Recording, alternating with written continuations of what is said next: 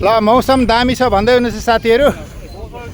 अहिले यो नेपाल भारत सिमाना मेचीको यो उसमा हाम्रो चाहिँ सदैव हामीलाई साथ दिनुहुने सम्मानित ज्येष्ठ नागरिक कति वर्ष पुग्नुभयो यम दाइ? 77 डबल लक्की 7 सधैँभरि टुर दि भद्रपुर पनि कम्प्लिट गर्नुभएको छ। अनि अस्तिको कोरा पहिलो कोरा पनि कम्प्लिट गर्नुभएको छ याम सरले। यमनाथ दाल डबल 7 इयर्स।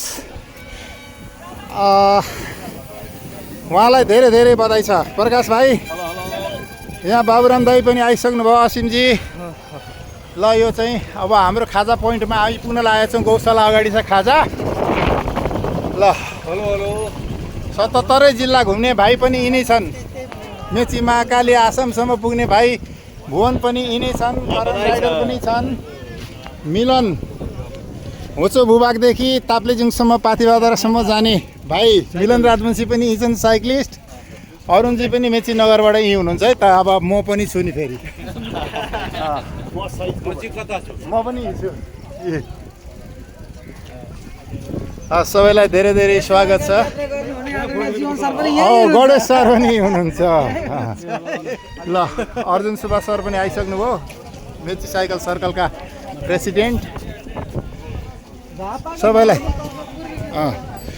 ल सबैलाई स्वागत छ। यहाँ चाहिँ भट्टराई भाइ बिर्ता मोडबाट धेरै धेरै स्वागत छ। यहाँ प्रतिमा सापकोटा भट्टराईजी अनि गुरुजी। ग्लोभ्स उहाँ छ है भाइ। ग्लोभ्स रङ्गशालामा छ।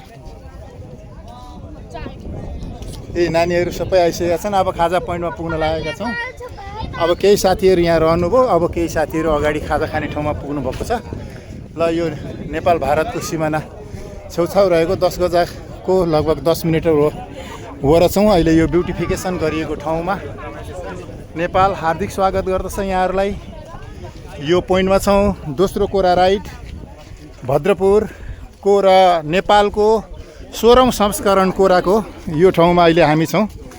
चेलीबेटीहरू पनि बढ्ने क्रममा हुनुहुन्छ। शेरी भुर्तेलदेखि किन्ची नेरुला आजीवन सदस्य लगायतका साथीहरू फोटो सेसनमा यहाँ चाहिँ स्वयंसेवक नूतन पूर्व जनप्रतिनिधि सबै साथीहरूलाई विकास कोइरालाजी सबै जुटिसक्नु भएको छ।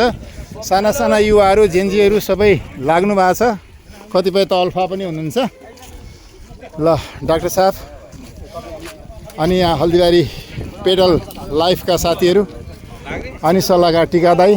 ल अब जाउँ अब खाजा पोइन्टमा जाउँ। खाजा पोइन्टमा वृक्षारोपण अनि दही खाने ठाउँमा सबै ठाउँमा टाइम दिएको छ है गाइज। छ मही छ दही छ। कस्तो लागिरहेछ आरुसी बाबा।